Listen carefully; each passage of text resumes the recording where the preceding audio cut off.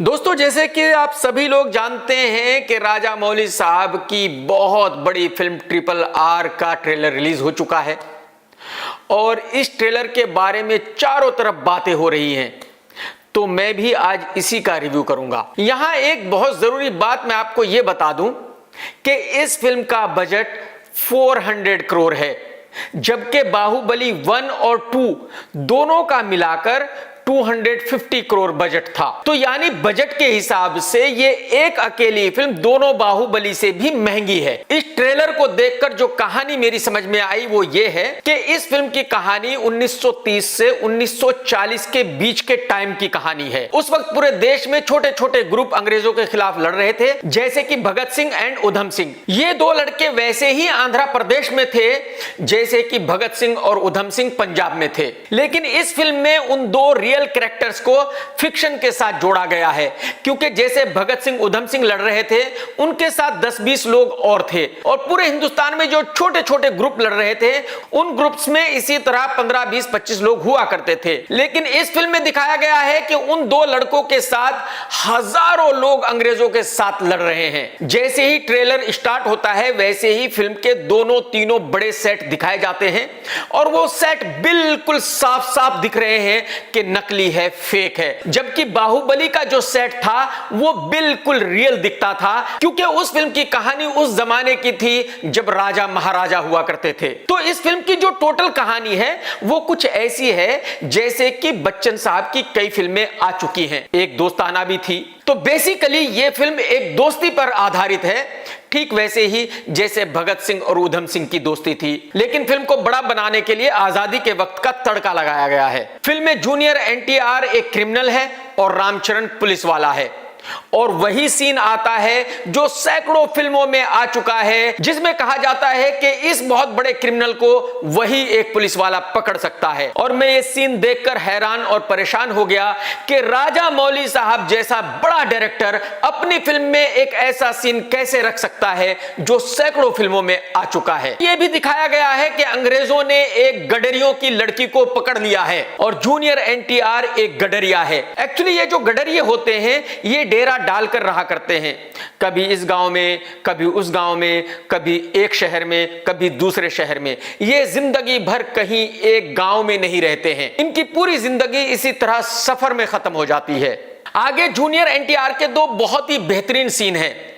एक में तो वो बाइक को लात मारता है और बाइक हवा में ऐसे घूम रही है, घूम रही है, घूम रही है। मेरे ख्याल में ये बहुत ही फेक लगता है, ये राजा मौली की फिल्म का सीन नहीं हो सकता। एक बार को अगर बाहुबली बाइक में इस तरह से किक मारता और वो इस तरह से हवा में तैरती रहती तो फिर भी कुछ कन्विंसिंग लग सकता था। दूसरा सीन है कि जूनियर NTR का मुकाबला शेर के साथ है और शेर और junior NTR face to face है, और जब NTR दहाड़ता है तो शेर भी भाग खड़ा होता है।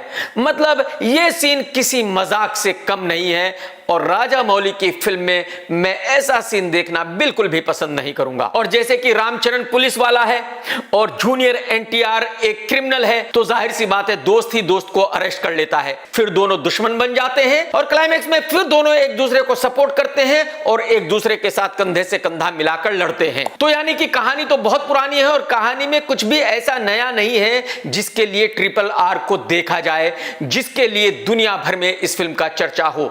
हाँ, इस फिल्म में आलिया भट्ट का भी एक सीन है, और मैं आपको यह बता दूं कि RRR में ये जो रोल आलिया भट्ट को मिला था ये एक तरह से भीख है, क्योंकि आलिया भट्ट राजा मौली साहब को कहीं एयरपोर्ट में मिल गई थी और आलिया ने हाथ जोड़कर रिक्वेस्ट की थी कि सर जितना भी छोटा रोल हो लेकिन मुझे अपनी फिल्म में रोल जरूर देना, मैं जरूर करूंगी। और इस तरह से राजा मौली साहब ने ये छोटा सा रोल उनको भीख में दे दिया था। अजय देवगन भी फिल्म में है एक छोटे से रोल में, और अजय देवगन ने ये रोल सिर्फ इसलिए किया है, उनको लगता था कि इस फिल्म को करने के बाद अजय की राजा मौली साहब से बहुत जबरदस्त दोस्ती हो जाएगी और फिर राजा मौली साहब एक फिल्म बनाएंगे जिसमें अजय देवगन को मेन लीड में लेंगे। लेकिन ये अजय देवगन का सपना सपना ही रहेगा, क्योंकि राजा मौली साहब ने जब बाहुबली करण जौहर के थ्रू रिलीज की तो राजा मौली ने करण जौहर से यह वादा किया था कि भाई साहब बाहुबली के बाद मैं एक फिल्म डायरेक्ट करूंगा जिसके निर्माता आप होंगे। और जाहिर सी बात है बाहुबली बहुत बड़ी हिट हो गई, तो बाहुबली के बाद राजा मौली साहब साहब वो अपना प्रॉमिस भूल गए। मैं यहां आपको एक बात और बताना चाहूंगा, जब सिप्पी साहब ने शोले बनाई तो शोले बहुत बड़ी हिट हो गई और सिप्पी साहब ने कभी सोचा नहीं था कि शोले इतनी बड़ी हिट हो जाएगी।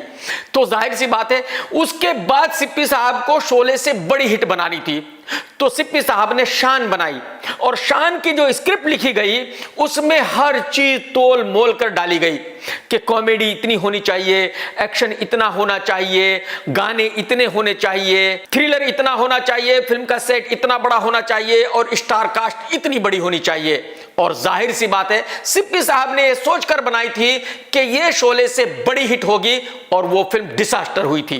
तो एक्चुअली फिल्म बनाई नहीं जाती, बस बन जाती है। तो अब राजामौली साहब पर भी ये बहुत बड़ा प्रेशर था कि भाई बाहुबली के बाद उन्होंने एक ऐसी फिल्म बनानी है जो बाहुबली से भी बड़ी हिट हो जाए। तो उन्होंने इस फिल्म में सब चीजें तोल मोल कर डाली हैं, बड़े सेट, दो बड़े स्टार। और राजामौली साहब पे फिल्म में यह भी बहुत बड़ा प्रेशर था कि दोनों इतने बड़े स्टार्स हैं तो दोनों का रोल बिल्कुल बराबर होना चाहिए, कोई भी कम और कोई भी ज्यादा नहीं होना चाहिए। और मेरे ख्याल में यही वजह रही कि राजामौली साहब को ऐसे सीन डालने पड़े जैसे कि शेर वाला, बाइक वाला। एक बात हिंदी दर्शकों को मैं और भी बताना चाहूंगा, बाहुबली तेलुगु में बनी थी, उसको हिंदी में डब किया गया था और हिंदी में रिलीज किया गया था और उसके बाद भी फिल्म बहुत बड़ी हिट हुई थी। इस फिल्म RRR को भी तेलुगु में ही बनाया गया है और उसको हिंदी में डब करके हिंदी में रिलीज किया जाएगा। यानी राजामौली साहब को ऐसा लगता है कि जो हिंदी दर्शक हैं वो एक नंबर के उल्लू के पट्टे हैं, उनकी कोई वैल्यू नहीं है और उनके लिए राजामौली साहब को हिंदी में फिल्म बनाने की कतई कोई जरूरत नहीं है। वो अपने दर्शकों के लिए फिल्म को तेलुगु में बनाएंगे, हिंदी में डब करेंगे और हिंदी दर्शक उसके बावजूद भी उनकी फिल्म देखेंगे। यानी हिंदी दर्शकों की अपनी कोई चॉइस नहीं है, अपनी कोई वैल्यू नहीं है। क्योंकि अगर राजामौली हिंदी दर्शकों की वैल्यू समझते और ऐसा मानते कि भाई हिंदी दर्शकों के लिए भी उनको फिल्म बनानी चाहिए तो वो इस फिल्म को हिंदी में बनाते और तेलुगु में डब करके रिलीज करते, बट उन्होंने ऐसा नहीं किया।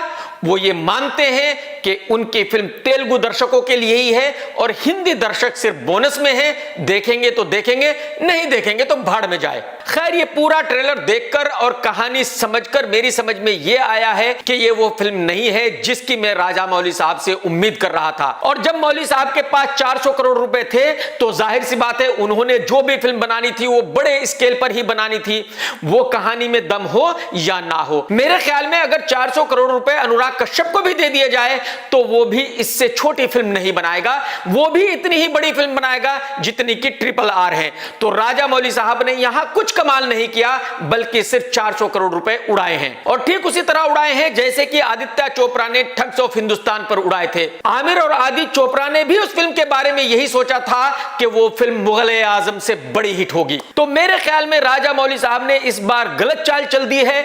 ये वो फिल्म नहीं है जिसकी उम्मीद दर्शक उनसे कर रहे हैं। इस फिल्म का सुपर फ्लॉप होना तय है, गारंटी है। टेक केयर दोस्तों, सत्यमेव जयते।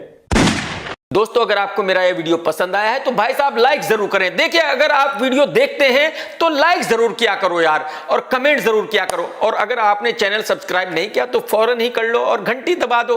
घंटी दबाओगे तभी तो नोटिफिकेशन मिलेगा यार।